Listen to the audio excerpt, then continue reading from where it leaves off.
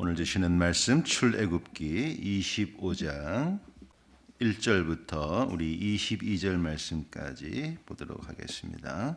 여호와께서 모세에게 말씀하여 이르시되 이스라엘 자손에게 명령하여 내게 예물을 가져오라 하고 기쁜 마음으로 내는 자가 내게 바치는 모든 것을 너희는 받을지니라. 너희가 그들에게서 받을 예물은 이러하니 금과 은과 놋과 청색, 자색, 홍색 실과 가는배 실과 염소털과 붉은 물들인 순양의 가죽과 해달의 가죽과 조각목과 등유와 관유에 드는 향료와 분향할 향을 만들 향품과 호마노며 에봇과 흉패에 물릴 보석이니라. 내가 그들 중에 거할 성소를 그들이 나를 위하여 짓되 무릇 내가 네게 보이는 모양대로 장막을 짓고 기구들도 그 모양을 따라 지을지니라.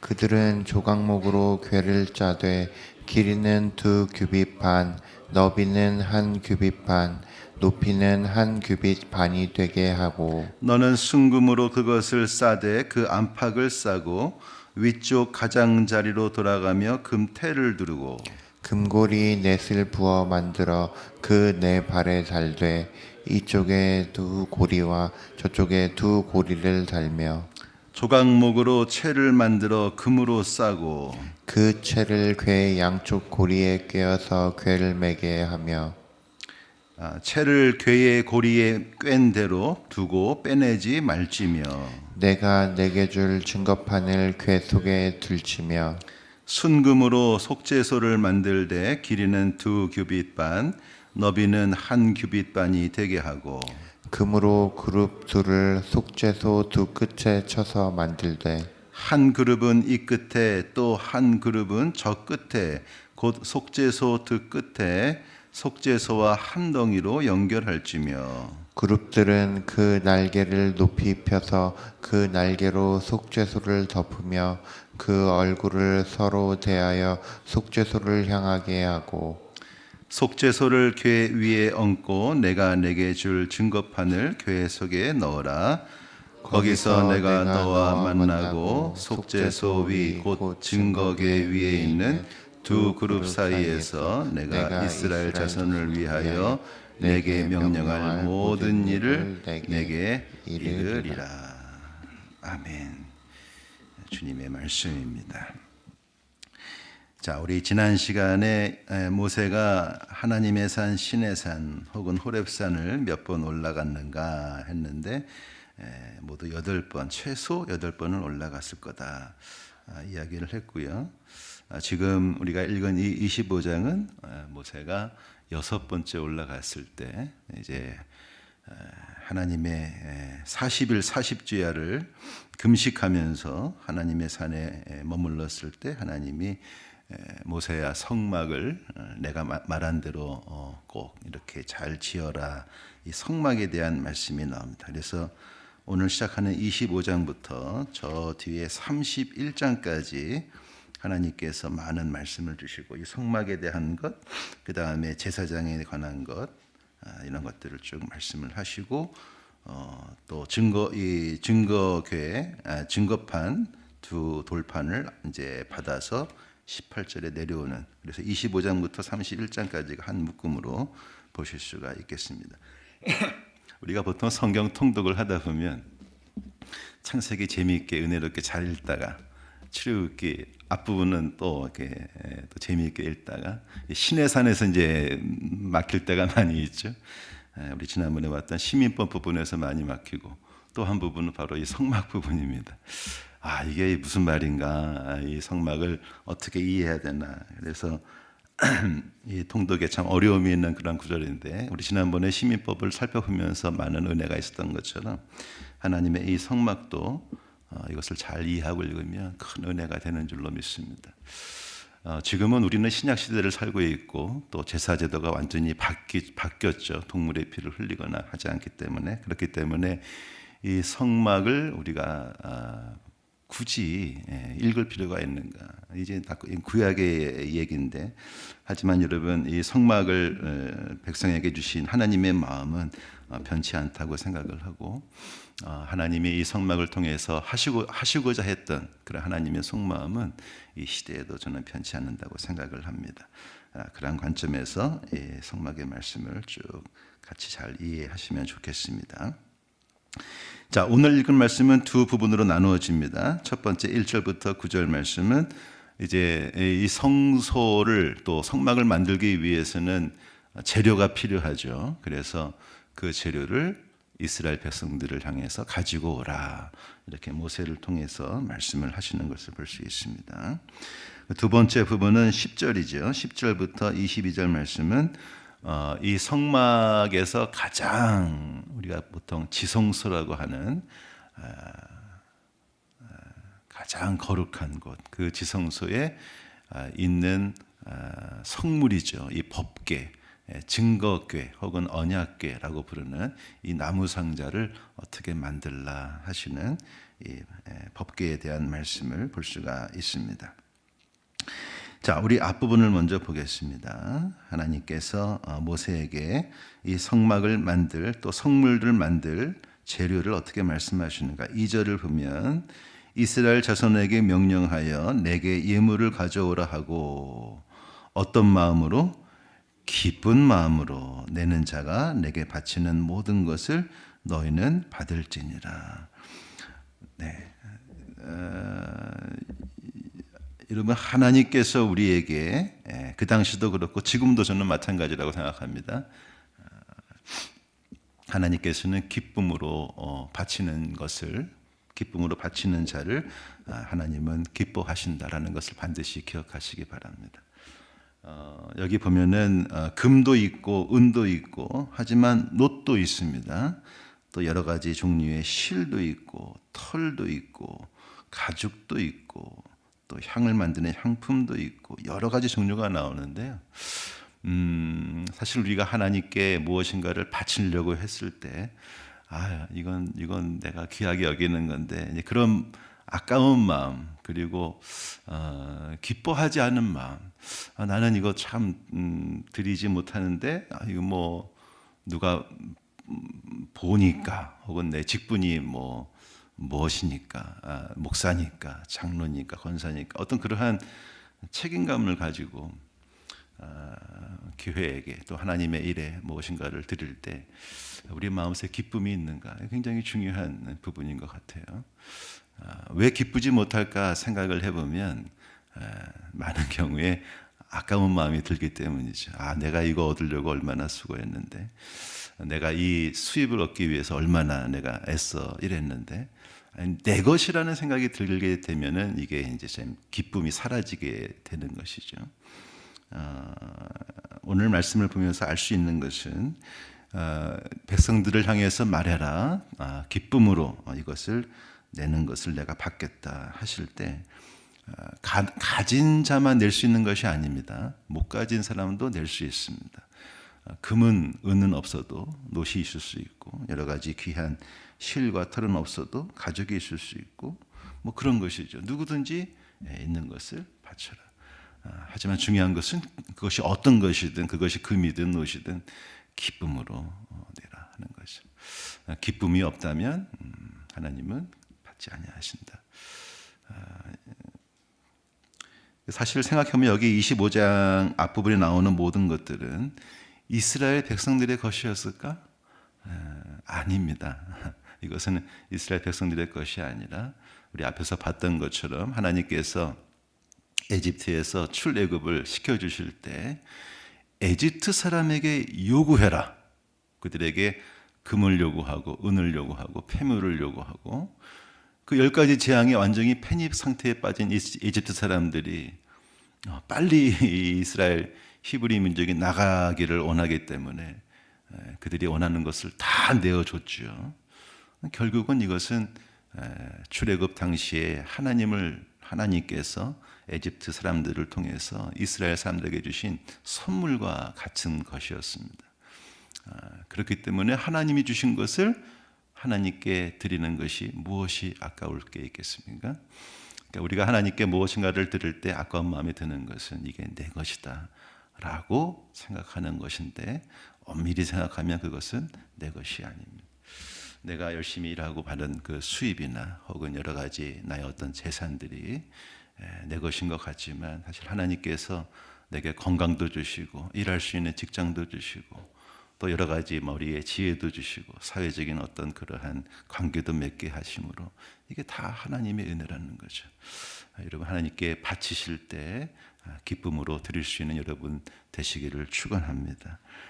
기쁨이 없다면 한번 생각해 보시고 차라리 안 하시는 게 좋습니다. 하지만 그것이 크고 적은 것이든 금액에 상관없이, 그것이 무엇이냐에 상관없이 우리가 하나님께 드릴 때 기쁨으로 드릴 수 있는, 그리고 이것은 단순히 어떤 헌금, 예물 이런 차원을 넘어서서 하나님과 우리의 관계를 말하는 것 같아요. 그래서 하나님 우리와 함께 기쁨의 관계를 맺기를 원하시는데, 그러한 예물 때문에 기쁨이 사라지거나 내 마음에 부담이 된다면 차라리 그냥 그 기쁨의 관계를 유지하는 게 더 중요하겠다. 차라리 하지 않는 게 좋겠다. 그런 생각이 듭니다. 자, 오늘 2절을 보면은 다시 기쁜 마음으로 내는 자가 내게 바치는 모든 것을 너희는 받으라. 꼭 기억하십시오. 하나님의 헌신할 수 있는 그러한 기회를 주신 것 감사함으로, 또 내게 주신 것 하나님께 왔사오니 내가 하나님께 다시 돌려드립니다. 그러한 마음으로 기쁨으로 바칠 수 있는 여러분 되시기를 바랍니다. 자, 그리고 3절 이하에 여러 가지 이제 이런 것들을 받으라 말씀하시는데, 금, 은, 노, 청색, 자색, 홍색, 실, 가는 배실, 염소털, 5절에 보면은 순양의 가죽, 해달의 가죽, 조각목, 등유, 향료, 향품, 호마노, 보석들, 이 모든 것들은 다 이제 앞으로 볼 이 성막과 또 성물을 제작하는 데 쓰이는 재료들입니다. 하나님께서는 이런 것들을 가지고 하나님의 성소를 만들어 가시는 것을 볼 수가 있습니다. 저는 오늘 그 8절과 9절 말씀이요. 내가 그들 중에 거할 성소를 그들이 나를 위하여 짓되, 한번 곰곰이 이 말씀을 중에 묵상을 해보게 되었습니다. 하나님은 지금 성소 혹은 성막 이것을 지금 만들라 하시는데, 그 성소와 성막의 목적은 무엇인가? 그들 중에 내가 뭐 하신다? 거하시기 위해서 이것들을 만들라라는 것이지요. 히브리어 원어에 샤칸이라는 단어를 사용하고 있는데, 샤칸이라는 단어는 잠깐 머물다가 떠나는 그러한 머뭄이 아니고 영원히 머무시는, 그래서 하나님께서 이제 이스라엘 백성들 중에 그 공동체 속에 영원히 함께 하실 것을 바라시면서 이 성소를 만들라 하시는 것을 볼 수가 있습니다. 자, 그런데 그 성소를 하나님이 직접 만들지 아니하시고 이스라엘 백성들, 모세를 통해서 이스라엘 백성들이 만들게 해 주시는 것이죠. 저는 이것도 은혜가 아닌가 싶습니다. 내게 주신 많은 것 중에 일부를 하나님께 돌려드리는 것도 하나님의 또 은혜고 우리의 기쁨이고, 또 하나님이 영원히 거하실 그 처소를 또 우리로 하여금 만들라 하시는 것도 이게 또 우리에게 주시는 하나님의 은혜가 아닌가 싶습니다. 그래서 우리가 하는 모든 것들이 하나님의 기쁨이 될 수 있다면 얼마나 좋을까 생각해 봅니다. 여기 성소는 오늘날의 성전이고, 오늘날의 성전은 눈에 보이는 벽돌로 지은 성전만 있는 것이 아니죠. 저와 여러분, 우리 모든 신자들이 성령이 거하시는 성전이라고 했을 때, 내가 영원히 거할 성소를 나를 위하여 너희가 만들라. 한번 적용해 봤으면 좋겠어요. 우리 한 사람 한 사람을 하나님께 성소를 만들어 가실 때 하나님이 다 하시면 좋겠는데 그렇게 안 하신다는 거죠. 우리가 어떻게 하면 하나님의 거룩한 성전으로 만들어져 갈 수 있을까? 라는 그러한 큰 어떤 그 깨달음을 가지고 노력하는 거죠. 내 안에 거룩한 지성소를 만들고 또 내 안에 거룩한 법궤를 만들고, 그러니까 우리 안에서 하나님께서 머무실 것을 하나님이 말씀하시는 대로 순종하면서 또 기쁨으로 우리 자신을 성전 만들어 가시는 저와 여러분 되시기를 간절히 바랍니다. 자, 9절을 보면은 무릇 내가 네게 보이는 모양대로 장막을 짓고 그 기구들도 그 모양을 따라 지을지니라. 그러니까 내 마음대로 하지 말라. 내가 가르쳐 주는 대로, 네가 너에게 보여주는 대로 그것을 만들라. 여기 모양대로.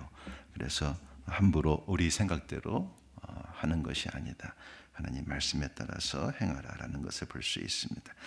자, 우리 첫 번째 증거계를 보겠습니다. 자, 증거계의 제목은 재료는 무엇입니까? 10절에 보면은 조각목이라고 되어 있고요. 영어 성경은 아카시아 나무로 이렇게 되어 있을 것입니다. 여러분, 아카시아 나무, 지금 우리 한국에 있는 아카시아 나무하고 똑같은 건지는 모르겠지만 비슷한 종류의 나무입니다. 이 아카시아 나무는 제가 알기에 가구를 만들기에는 적합한 나무는 아니다. 굉장히 생명력도 있고, 이 아카시아 나무가 이제 자라기 시작하면 다른 소나무나 이런 나무들이 이렇게 눌려가지고 잘 자라지 못한다고 하는데, 굉장히 끈질긴 생명력이 있는 나무지만 가구를 만들기에 적합한 나무는 아니다. 이게 뭐 줄기가 기둥이 이렇게 반듯하지도 않고, 하지만 하나님 그 아카시아 나무를 가지고 가장 거룩한, 이 성물 중에 가장 거룩한, 그래서 지성소 안에 모실 그 하나님의 이 증거판을 담는 이 법궤를 조각목으로 만들라 하시는 것을 볼 수가 있습니다. 하나님은 그렇게 일하시는 것 같아요. 우리가 보기에는 뭐 나 같은 사람을 하나님이 뭐 기뻐하시겠어 하지만 여러분 그렇지 않습니다. 하나님이 원하신다면 어떠한 이렇게 참 못나 보이는 인생이라 할지라도 하나님의 거룩한 사역을 위해서 귀하게 사용하시는 줄로 믿습니다. 하나님 붙잡으시면 거룩한 성물로 되어지는 것이지요. 자, 여기 10절을 보면은 크기가 나오는데 길이는 2규빗 반, 한 규빗이 보통 45cm라고 합니다. 그러면은 2규빗 반이면은 글쎄 한 120, 118cm, 높이 똑같이 한 규빗 반이면 78cm 이렇게 정도 되고요. 크기가 이제 상상이 되시죠? 직사각형 모양의 이 법궤를 만들라. 11절을 보면은 순금으로 싸라. 그리고 금태를 두르라. 압팍으로 그렇게 말. 그래서 이제 금으로 다 입히라는 거죠. 금으로. 금이라는 것은 편치 않는 하나님의 진리를 상징하는 것이고, 그래서 가장 거룩한 그 지성소 안에 이 가장 거룩한 이 증거판을 담는 법궤로서 이 그물을 가지고 만들라 하시는 것을 알 수가 있습니다. 자, 12절을 보면은 고리를 4개 만들어서 이 발에 붙이라 했는데, 이 발이라는 것은 모서리죠. 그래서 이쪽에 2개, 저쪽에 2개 고리를 만들고, 그 다음에 13절을 보면은 똑같은 아카시아 나무를 가지고 뭐를 만들어라? 채를 만들어라. 채를 만들어서 금으로 싼 다음에 그 양쪽 고리에 꿰라는 거죠. 왜 꿰일까요? 왜 꿰입니까? 이 성막이 이제 계속 이동을 해야 되지 않습니까? 이동할 때 성막을 이제 레위인들이 다 거두게 되는데 담당을 다 정합니다. 어떤 레위 지파는 뭐를 하고. 그래서 이 궤를 담당하는 레위 지파도 있었을 텐데 이 궤를 옮길 때에는 어떻게 옮기라? 궤를 이 채를 어깨에 메고 옮기라. 그런 의미에서 이 채를 꿰게 하시는 것을 볼 수가 있습니다. 그래서 하나님의 법궤는 절대로 손으로 들거나 혹은 수레에 싣거나 다른 방법으로 옮기면 안 됩니다. 하나님의 법궤는 반드시 사람의 어깨에 채를 매서, 아마 4명이 됐겠죠. 채를 매서 함께 옮기라. 왜 그렇게 하실까요? 하나님의 법궤는 너무나 거룩하신 것이기 때문에 손으로 만지지 못하게 하시기 위함이라는 것입니다. 이 규례를 어겨가지고 죽임을 당한 이야기가 여러분 아십니까? 다윗이 통일왕국의 왕으로 올라갔을 때 가만히 보니까 사울 왕이 수십 년 동안 하나님의 법궤를 완전히 방치해 놨었죠. 그래서 법궤를 다시 모시자. 그래가지고 아비나답의 집으로 내려가서 그 하나님의 오래 방치된 그 법궤를 이제 메어오는데 그 아미나답의 아들 누굽니까? 우사라고 하는 우사하고 아효라는 이 두 아들이 아효는 앞에서 수레를 끌고 뒤에서 우사는 수레를 밀면서 하나님의 법궤를 그만 수레에 싣고 옵니다. 싣고 오다가 그만 낙원의 그 집마당에서 소가 놀래가지고 뛰니까 아이쿠나 이 법궤가 떨어질까봐 법궤를 손으로 콱 만져버리죠. 그래서 우사는 바로 그 법궤를 만지는 순간 하나님이 데려가셨습니다. 죽었습니다. 그러니까 이 다윗이 깜짝 놀래가지고 야 이렇게 무서운 법궤를 우리가 어떻게 드릴 수 있겠냐. 그러면서 이제 이 법궤가 잠시 또 이렇게 입성하지 못하는 것을 볼 수가 있는데요. 잘못한 거죠. 나중에 다시 이제 이 다윗이 다시 법궤를 올릴 때에는 아마 이 출애굽기 25장의 말씀을 깨달았던 것 같아요. 그래서 그때에는 온전히 어깨에 메고 이 다윗 예루살렘으로 법궤를 모시는 것을 볼 수가 있습니다. 그래서 하나님의 거룩함 그것을 여기에서 알 수가 있습니다. 자, 16절을 보면은 증거판을 계속에 두라. 자, 그리고 이 17절 이하에 굉장히 독특한 성물이 나오는데 여기는 속죄소라는 것이 나옵니다. 속죄소. 속죄소가 뭘까요? 쉽게 말하면 법궤를 덮는 뭡니까? 뚜껑입니다. 뚜껑. 뚜껑. 근데 뚜껑의 이름을 왜 속죄소라고 했을까요? 히브리어의 카포레트 이렇게 되어 있는데요. 여기 카파르 하면은 영어로 커버, 덮는다 이런 뜻입니다. 무엇을 덮을까? 그것은 이스라엘 백성들, 사람들의 죄를 덮어주시는 하나님의 은혜를 상징합니다. 하나님의 용서, 하나님의 은혜, 하나님의 사랑 이것을 카퍼레트라는 이름으로 만든 것이죠. 여러분 이 교회 안에는 증거판이 있는데 하나님의 십계명 말씀이 있는데 이 하나님의 증거 그리고 율법 이것은 어떻게 보면 하나님의 공의를 상징할 수 있겠죠. 이거 반드시 해라 하지 말아라 이거 내 맘을 어겼을 때에는 너희는 벌을 받는다. 어떤 하나님의 공의를 말하는 것인데 하나님은 그 법궤를 속죄소라고 하는 독특한 뚜껑을 만들어 주심으로 사랑으로 덮어 주십니다. 그래서 하나님은 사랑이시고 하나님은 공의이시지만 때로는 하나님은 그 사랑으로 공의를 덮으시는 그것을 구약에서도 볼 수가 있는 것이죠. 그래서 이 공의를 덮는 하나님의 사랑을 신약에서만 찾는 것이 아니다. 구약의 이 법궤에서도 그 하나님의 은혜를 볼 수가 있다라고 생각합니다. 자, 그리고 그 속죄소를 만들 때 양쪽 끝에 금으로 쳐서 그룹을 만들라 이렇게 되어 있습니다. 그룹이 뭡니까? 그룹? 영어로 체루빔 이렇게 되어 있는데요. 체루빔은 일종의 천사의 모습입니다.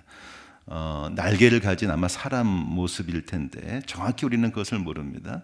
근데 그것을 이쪽에 하나 저쪽에 하나 이렇게 날개를 쫙 펴서 속죄소를 덮는 모양으로 이렇게 하라.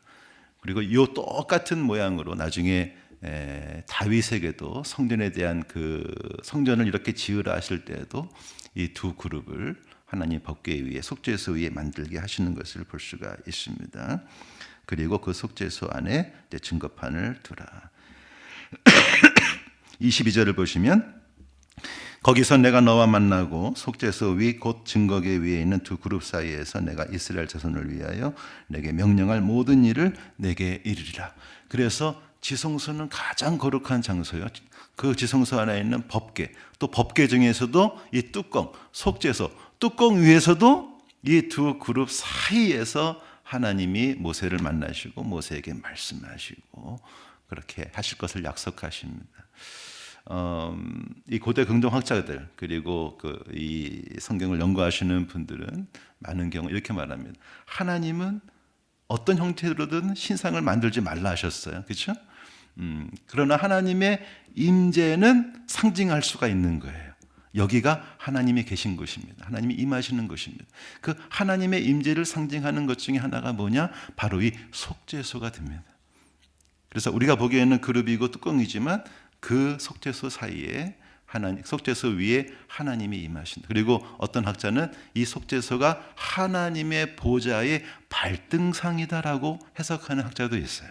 발등상 아시죠? 의자에 앉아가지고 발을 딱 놓는. 그래서 하나님은 보이지 아니하시지만 하늘 보좌에 앉으셨을 때 이 땅의 발등상이 뭐냐? 바로 이 속죄소다. 이 법궤의 뚜껑이다. 이렇게 해석하는 학자도 있습니다. 사랑하는 여러분, 하나님께서는 이렇게 우리와 함께 샥한, 우리가 영원히 함께 거하시기를 원하십니다. 우리 안에 가장 깊은 속마음이 하나님이 거하시는 이 하나님의 증거궤를 두는 거룩한 지성소가 될 수 있기를 축원합니다. 그것들을 하나님이 보여주시는 대로 순종하면서 또 기쁨으로 하나님께 드리면서 아름다운 성전을 만들어 가시는 저와 여러분 되시기를 주의 이름으로 축원드립니다.